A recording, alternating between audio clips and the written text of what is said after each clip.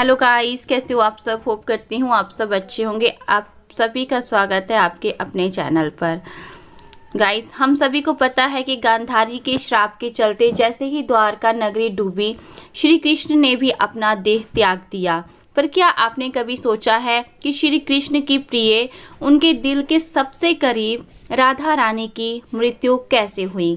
आखिर उनकी अंतिम इच्छा क्या थी और उन्होंने श्री कृष्ण से ऐसा क्या मांग डाला जो आज भी चर्चा का विषय है। ये एक ऐसी प्रेम कहानी है जो समय से भी परे है। ये वो बंधन है जो तन से नहीं आत्माओं से जुड़ा हुआ है। तो दोस्तों, आज हम जानेंगे राधा रानी की मृत्यु का असली रहस्य और उनकी अंतिम इच्छा की अनसुनी मगर रोचक कथा जो आपको हैरान कर देगी। आज की वीडियो अत्यंत ही ज्ञानपूर्वक और प्रेरणादायक है, इसलिए इस कथा और इस रहस्य को समझने के लिए वीडियो को पूरा ज़रूर देखें, क्योंकि इस कथा को पूरा सुनने से आपका जीवन सफल हो जाएगा। तो दोस्तों, जो भी फ्रेंड्स चैनल पर नए हैं, चैनल को सब्सक्राइब कर लीजिए। तो चलिए इस रहस्यमयी कथा को शुरू करते हैं। लेकिन उससे पहले अगर आप चैनल पर नए हैं तो वीडियो को लाइक करके चैनल को सब्सक्राइब ज़रूर कर ले और कमेंट में लिखी राधे राधे। बरसाने की वो पुरानी पगडंडियाँ जहाँ पर कभी श्री कृष्ण अपनी लीलाएं किया करते थे, आज भी वहाँ एक गूंज बाकी थी, प्रेम की, हंसी की, बांसुरी की और उस दुख की जिसने जुगों से प्रेमियों को जिंदा रखा है। पर इस कहानी की शुरुआत ना तो बरसाने की उन गलियों से होती है और ना ही वृंदावन से। इस कथा की शुरुआत होती है एक कुंज से, यहाँ वृद्धा हो चुकी राधा अपने अंतिम समय की प्रतीक्षा कर रही थी। अब वह पुरानी वाली राधा नहीं रही, अब वह वृद्धा हो चुकी थी। उनका शरीर झुक चुका था, लेकिन आज भी उनका हृदय उसी किशोरी राधा का था जो केवल श्री कृष्ण के लिए धड़कता था। उनके चेहरे पर झुर्रियाँ आ चुकी थी, लेकिन आज भी जब कोई बांसुरी बजाता तो उनके चेहरे पर रौनक आ जाती, एक हंसी सी छा जाती, मानो पुरानी यादें ताज़ा हो गई हों।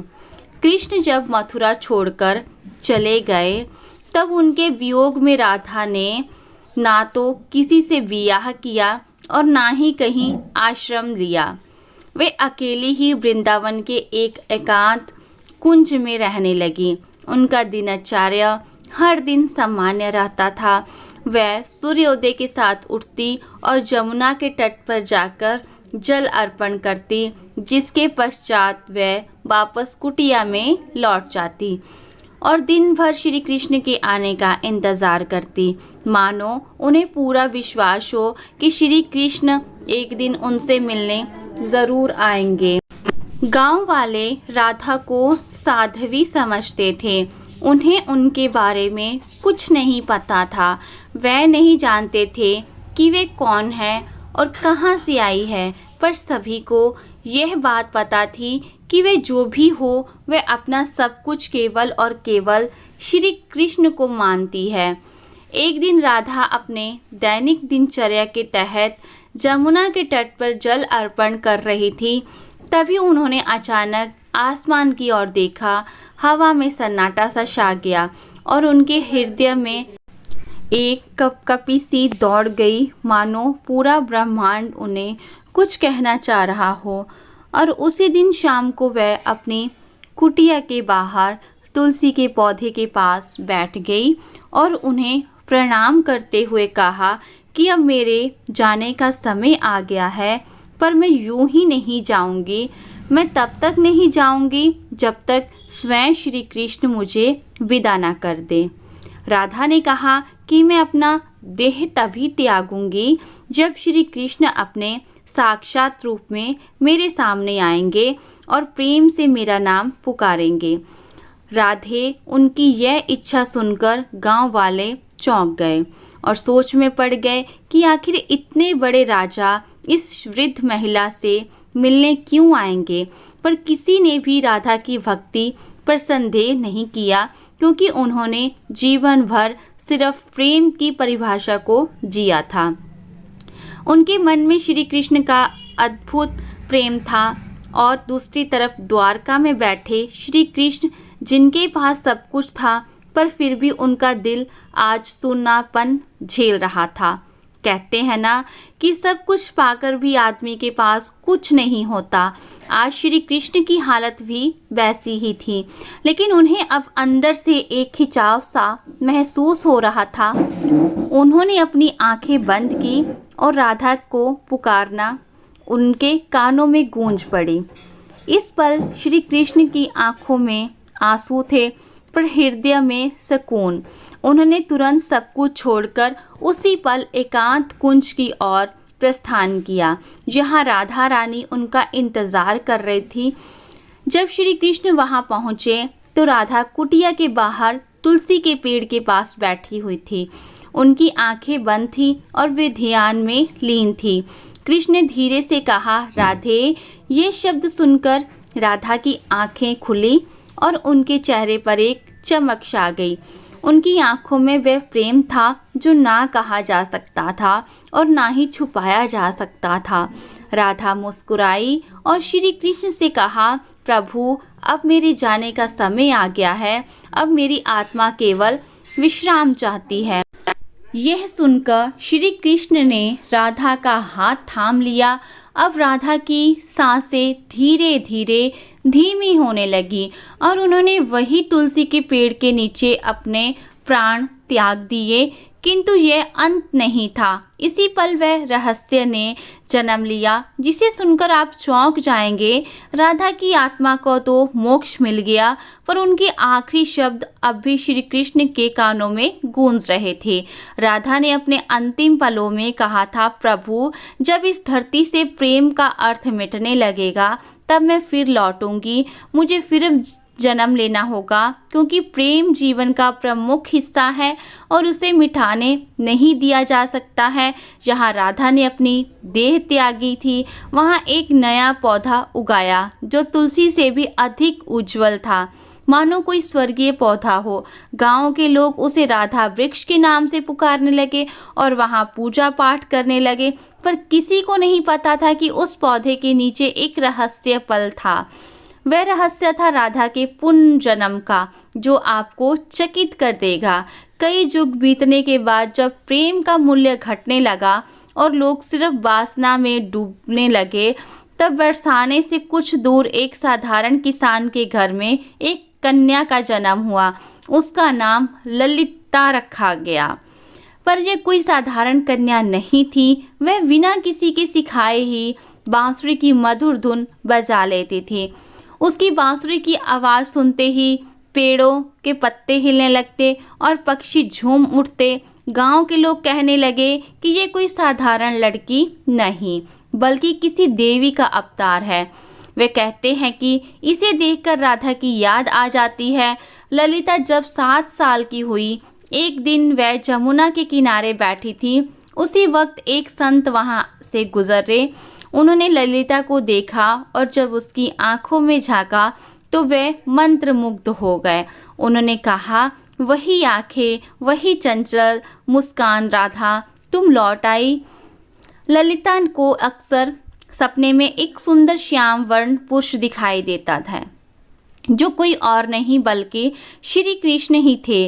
वे कुछ नहीं बोलते, बस बांसुरी बजाते रहते। उस बांसुरी की धुन ललिता के दिल को छू जाती। एक दिन ललिता ने अपनी माँ से पूछा, माँ, ये प्रेम क्या होता है? माँ ने जवाब दिया, तू अभी बच्ची है, तुझे प्रेम का क्या पता। ललिता चुप हो गई, लेकिन उसकी आंखों में एक पुराना दर्द था, मानो उसने ये सवाल पहले भी किसी और जन्म में पूछा हो। जब ललिता 13 साल की हो गई तो एक दिन वह जमुना तट के पास बैठकर बांसुरी बजा रही थी कि तभी अचानक उसकी बांसुरी से अलग धुन निकलने लगी। वही धुन जो श्री कृष्ण उनके सपनों में आकर बजाया करते थे। अचानक वहाँ की जमीन थोड़ी सी फटी और एक मूर्ति सी दिखाई दी। ललिता ने उस मूर्ति को निकाला। वह मूर्ति एक स्त्री की थी जिसने बांसुरी पकड़ी हुई थी। जैसे ही ललिता ने उस मूर्ति को अपने हाथ में उठाया, उस मूर्ति से एक दिव्य आवाज निकली जिसने कहा, तुम लौट आई राधे। ललिता चौंक गई। आखिर ये कौन थी और क्यों उसका नाम राधे पुकारा जा रहा था। तो गाइस, जिन्होंने अभी तक चैनल को सब्सक्राइब नहीं किया है, प्लीज़ सब्सक्राइब कर लीजिए। तो चलिए जानते हैं अब आगे की कथा, जो और भी रोमांचक और रहस्यमयी है। लेकिन उससे पहले अगर वीडियो अच्छी लग रही हो तो उसे लाइक करके कमेंट में राधे कृष्ण ज़रूर लिखें। उस दिन के बाद ललिता का व्यवहार बदलता जा रहा था। अब वह गहराइयों में सोचने लगी थी। वह जानना चाहती थी कि वह है कौन और उसका जन्म क्यों हुआ है। आखिर क्यों उसे प्रेम और कृष्ण जैसे शब्द इतने आकर्षित करते हैं। उसी दौरान एक संत हिमालय से कई वर्षों की तपस्या कर बरसाने लौट रहे थे। जब उन्होंने ललिता को देखा तो वह स्तंभ रह गए।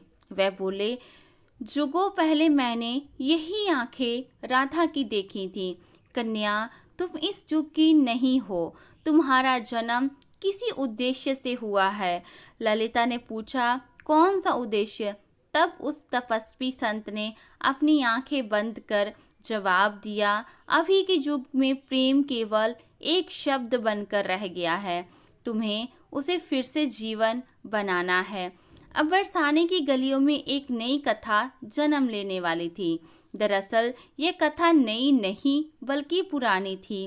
राधा के पुनर्जन्म की कथा अब ललिता किशोर अवस्था में पहुंच चुकी थी। अब उनके मन में विचित्र सी बेचैनी थी, मानो कोई उन्हें पुकार रहा हो। रातों में ललिता जमुना के तट पर अकेले बैठती और उस अज्ञात पुरुष की कल्पना करती जो उन्हें सपनों में दिखाई दिया करते थे। एक दिन ललिता ने अपनी माँ से पूछा, माँ, क्या प्रेम बिना कहे भी हो सकता है? तब उनकी माँ ने जवाब दिया, बेटी, सच्चा प्रेम तो वही होता है जो कुछ कहे बिना ही हो जाए। पर ललिता तो कुछ और ही सोच रही थी। उसका हृदय उस व्यक्ति के लिए धड़क रहा था जिससे वे कभी मिली भी नहीं थी। एक दिन उस स्वामी ने ललिता को अपने आश्रम में बुलाया और कहा, राधे, अब समय आ गया है। कृष्ण इस युग में जन्म ले चुके हैं, पर इस युग में उन्होंने एक ब्राह्मण के रूप में जन्म लिया है और तुम्हें उन्हें ढूंढना पड़ेगा। यह सुनकर ललिता खुशी के मारे झूमने लगी, क्योंकि जिस पल का उसे इंतजार था वह आने वाला था। पर एक समस्या थी, ललिता श्री कृष्ण को पहचानेगी कैसे? तब उस संत ने कहा, जब वे तुम्हारे सामने आएंगे तो तुम खुद ही उसे पहचान लोगी। पर ध्यान रखना, इस बार परीक्षा और भी ज़्यादा कठिन होगी, क्योंकि अब युग बदल चुका है। अब तुम्हारा प्रेम व्यक्तिगत नहीं रहा, बल्कि अब तुम्हें लोगों और समाज का सामना करते हुए पूरे संसार को प्रेम का अर्थ समझाना होगा। अब श्री कृष्ण पुनर्जन्म ले चुके थे और एक युवक साधु के रूप में थे, जिनका नाम अनंतानंद था, जो लोगों को उपदेश दिया करते थे। पर कोई नहीं जानता था कि असल में अनंतानंद हैं कौन। वे जब प्रवचन देते तो प्रेम की ऐसी वाणी बोलते कि लोग रो पड़ते थे। वे कहते थे, प्रेम केवल शरीर का नहीं बल्कि आत्मा का संबंध है। प्रेम का अर्थ ही त्याग और समर्पण। पर अंदर से वह भी अधूरा सा महसूस करते थे। वह भी हर रात जमुना के तट पर जाकर बैठ जाते और उस अज्ञात स्त्री के स्वप्न में खो जाते। अब एक दिन संत के उपदेश अनुसार ललिता अपने माता पिता को प्रणाम कर अकेले ही अपने उस अज्ञात प्रेम की तलाश में निकल पड़ी। उनके हाथ में केवल एक छोटी सी बांसुरी थी और मन में दृढ़ निश्चय। वे गांव-गांव घूमती, कभी कथा सुनती तो कभी साधुओं से मिलती, इस उम्मीद में कि वह उसे उनका प्रेम मिल जाए। पर किसी साधु में वह तेज नहीं था। जिसकी तलाश ललिता को थी। एक दिन उसे एक वृद्ध मिला जिसने उससे पूछा, बेटी तुम इधर उधर क्यों भटक रही हो? तब ललिता ने कहा, मुझे किसी की तलाश है। उस वृद्ध महिला ने ललिता में राधा सा तेज देखा और उसे सुझाव दिया, बेटी तुम अपनी यह बांसुरी बजाओ, जो तुम्हारे लिए बना होगा वह स्वयं ही धुन सुनकर तुम्हारे पास खींचा चला आएगा। जिसके पश्चात ललिता ने ऊंची पहाड़ी पर चढ़कर अपनी बांसुरी बजाई और ठीक उसी पल उसे कई मील दूर अनंतानंद की आंखें भर आईं। ललिता अब तक 8 गांव पार कर चुकी थी। हर गांव में वे अपनी बांसुरी बजाती, मगर अब तक उसे वह नहीं मिल पाया था जिसकी उसे तलाश थी। ललिता को अनंतानंद के आसपास होने का एहसास होता, मगर वह उसे ढूंढ नहीं पा रही थी। अब वह थक चुकी थी, जिसके बाद उसने प्रण लिया कि यदि अगली पूर्णिमा की रात तक उसे वह नहीं मिला तो वह जमुना में कूदकर अपनी जान दे देगी। उस दिन आखिरी बार ललिता ने बांसुरी बजाई। उसकी धुन वैसी ही थी जो किसी को अंदर तक भिगो दे। उसी पल हिमालय पर बैठे अनंतानंद को वह ध्वनि सुनाई दी। उसे वह ध्वनि काफी प्रभावित लगी, मानो उसने कई वर्षों बाद वही ध्वनि सुनी हो जो उसे पुकार रही हो। अनंतानंद ने तुरंत ही हिमालय छोड़ दिया। ठीक उसी रात ललिता को फिर से स्वप्न आया, पर इस बार स्वप्न काफी अलग था। इस बार श्री कृष्ण और राधा जमुना के तट पर बैठे थे और राधा श्री कृष्ण से पूछ रही थी, प्रभु क्या इस बार भी मेरी प्रेम कहानी अधूरी रह जाएगी? कृष्ण ने कहा, नहीं राधे, इस बार संसार को तुम्हारे प्रेम की पूर्णता दिखाई देगी। इतना कहते ही ललिता का स्वप्न टूट गया।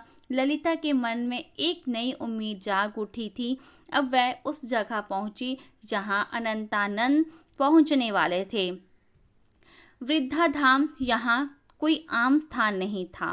कहते हैं कि इसी स्थान पर राधा ने कृष्ण को आखिरी बार देखा था और एक शिला को छूकर प्रण लिया था कि जब तक उसकी प्रेम कहानी पूर्ण नहीं हो जाती वह लौटती रहेगी। उस समय वृंदाधाम में एक कथा हो रही थी और उस कथा के वाचक कोई और नहीं बल्कि स्वयं अनंतानंद थे। ललिता बहुत दूर खड़ी थी और उनके चेहरे को भी नहीं पहचानती थी, परंतु उनकी वाणी में कुछ ऐसा था जिसने उनके हृदय को प्रभावित कर दिया। उस दिन अनंतानंद प्रेम की परिभाषा समझा रहे थे। प्रेम वह नहीं जो आपके पास होता है और आपके साथ जीता है। प्रेम तो वह है जो दूर होकर भी पास होता है। वे ये सब बता ही रहे थे कि उनकी आंखें ललिता से टकराई। दोनों एक पल के लिए स्तंभ रह गए, मानो पूरी दुनिया ही रुक गई हो। अनंतानंद तुरंत ही प्रवचन छोड़ दिया और ललिता के पास दौड़े चले गए। तब ललिता ने अनंतानंद से धीरे से पूछा, क्या आज भी आपको मेरी आवाज़ सुनाई देती है? अनंतानंद ने उसकी आंखों में देखा और प्रेम से कहा, राधे तुम आ गई।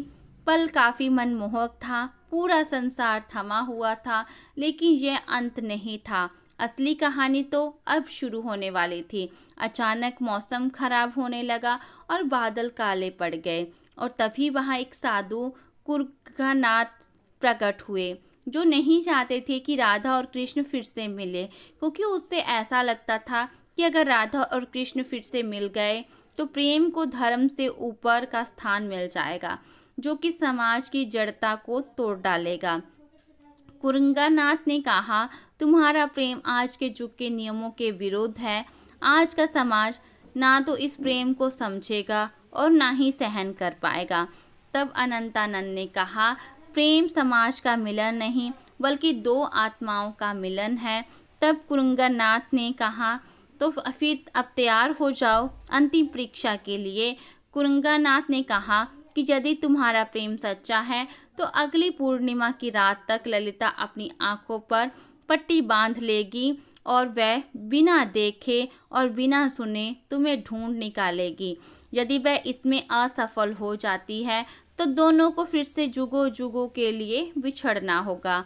अनंतानंद यह सुनकर मौन रह गए, पर ललिता ने बड़े ही प्रेम पूर्वक और शक्ति से कहा, मुझे आपकी यह शर्त मंजूर है। पूर्णिमा की रात पास आ रही थी। यह परीक्षा ललिता के लिए केवल एक शर्त नहीं थी, बल्कि उसके प्रेम और संयम की लड़ाई थी। वह खुद ही जानना चाहती थी कि क्या बिना देखे सिर्फ मन और आत्मा से प्रेम किया जा सकता है या नहीं। अब उसने अपने नेत्रों पर पट्टी बांध ली और कसम खाई कि वह अब किसी को नहीं देखेगी जब तक उसकी आत्मा उसे स्वयं श्री कृष्ण को ना दिखा दे। लोगों ने जब उससे ऐसा करते देखा तो वह उसका मजाक उड़ाने लगे कि आजकल की कन्याओं को तो सिर्फ नाटक करना आता है। लेकिन कुछ ऐसे भी थे जिन्होंने उसके इस प्रयास की तारीफ की और उसे हिम्मत दी और बोले, हे राधे, तुम इस युग में जरूर प्रेम को जीत दिलाओगी। उधर दूसरी ओर अनंतानंद एक सुनसान गुफा में ध्यान मगन बैठे थे। वह केवल एक ही शब्द दोहरा रहे थे, राधे। वे ना कुछ खा रहे थे ना ही पी रहे थे। उनके शिष्य इस दृश्य को देखकर घबरा गए और बोले, गुरुदेव, यदि ऐसा ही चलता रहा तो आप जीवित नहीं बचेंगे। तब अनंतानंद ने मुस्कुराते हुए उत्तर दिया, मेरे प्राण तो केवल राधे में बसते हैं। इतना कहकर उन्होंने अपने शिष्यों को उपदेश दिया कि यदि ललिता उनके बारे में पूछे तो उसे ना उनका चेहरा बताया जाए, ना ही उस स्थान का पता दिया जाए यहाँ वे ध्यान कर रहे हैं।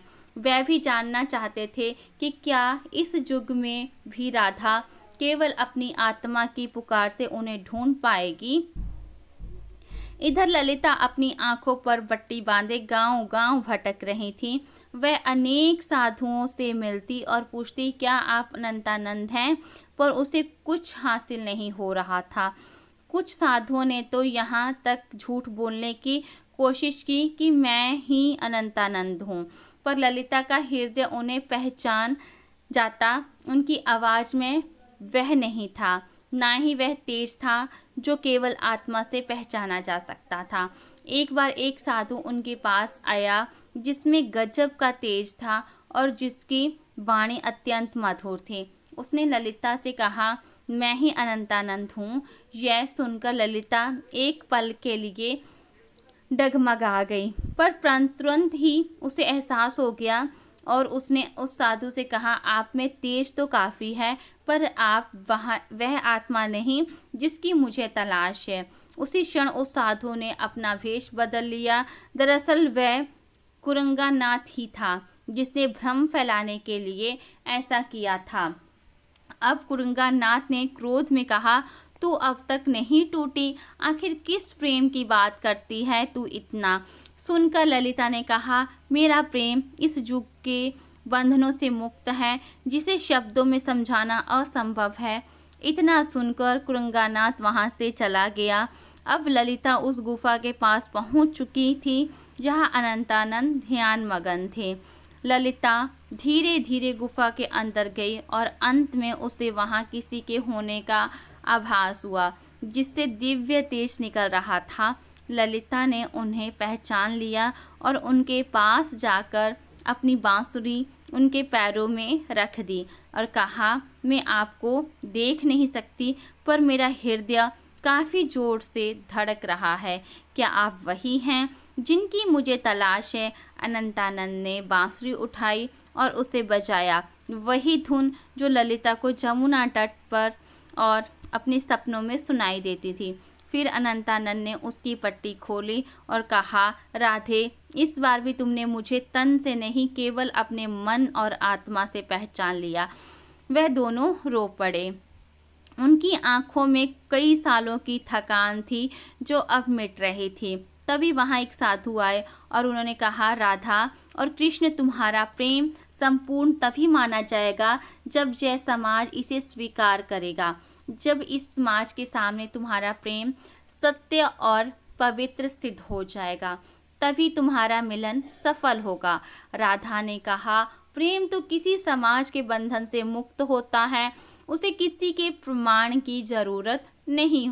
लेकिन तभी अनंतानंद ने उसे समझाते हुए कहा, राधे अब युग बदल गया है, अब यह समाज प्रेम की परिभाषा भूल चुका है।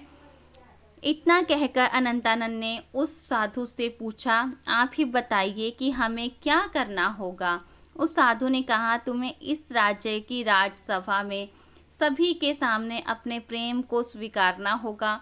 तुम्हें वहाँ राजा, पंडित और प्रजा सभी को यह बतलाना होगा कि एक ब्रह्मचार्य साधु और एक साध्वी भी प्रेम के बंधन में बंधकर धर्म के मार्ग पर चल सकते हैं। अगले दिन वे दोनों राजसभा में उपस्थित हुए। राजा ने कहा, हम यह क्या सुन रहे हैं कि एक साधु ने ब्रह्मचर्य को तोड़ा है। इतना सुनकर अनंतानंद ने उत्तर दिया, महाराज, मैंने कोई नियम नहीं तोड़ा, मैंने तो केवल अपने प्रेम को अपनाया है।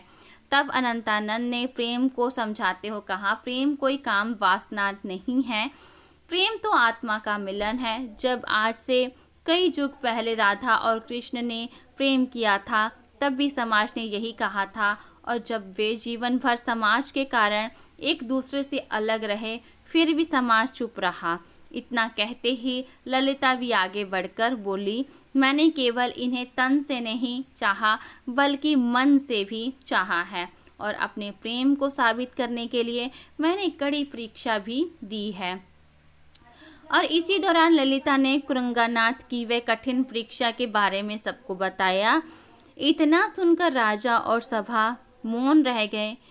राजा के फैसले का इंतजार था। राजा ने कहा, जब मैं छोटा था तब मेरी माँ मुझे राधा और कृष्ण की अमर प्रेम कहानी सुनाया करती थी, और जब मैं उनसे पूछता कि आखिर उन्होंने विवाह क्यों नहीं किया, तो मेरी माता चुप रह जाती।